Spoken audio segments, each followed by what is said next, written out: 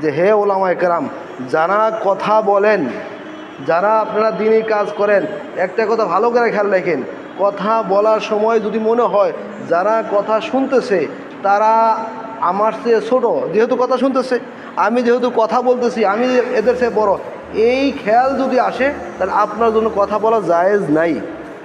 ফতুয়া দিয়েছেন কে? শাহ আব্দুল হক সাহেব রহমতুল্লাহ আলাইহি, আসামের থানা বদলে আখেরি খলিফা ছিলেন, যার সম্পর্কে ওনার ওস্তাদ বলতেন যে আমাদের আবরার তো, শায়েখ জাকির রহমতুল্লাহ বলতেন যে আমাদের আবরার তো বাচপন থেকে আল্লাহওয়ালা মানুষ, যার চালচলন থেকে সাহাবা কেরামদের গ্রাণ আসে, এত বড় মানুষ। উনি বলতেন যে কথা বলার সময় যদি এরকম হয় যে যারা কথা শুনতেছেন তারা আমার চেয়ে ছোট, এরকম খেয়াল আসলে তাহলে আপনাদের কথা বলা জায়েজ নেই। আজকে আমরা মাউথপিস পাইলে, কথা বলার সুযোগ পাইলে অস্থির হয়ে যাই। আল্লাহ আমাদেরকে মাফ করে দেন, আল্লাহ আমাদের সবাইকে তৌফিক দান করেন।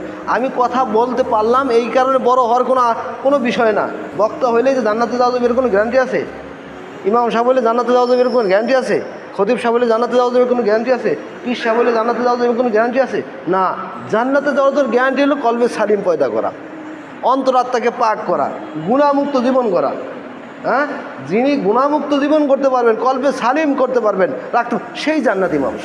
হতে পারে সে রিক্সা চালক, হতে পারে সে সবজির ব্যবসায়ী, হতে পারে সে ব্যবসায়ী, হতে পারে সে কী কয় কোনো ছোটোখাটো কাজকর্ম করুক কেন, কিন্তু সে যদি তার অন্তরাত্মাকে পাক হয়ে থাকে, এই জবান, এই চোখ এবং এই জবান, এই অন্তরকে নিরাপদ রাখতে হবে, গুণামুক্ত রাখতে হবে, সে হলো সবচেয়ে পাক্কা আল্লাহওয়ালা মানুষ।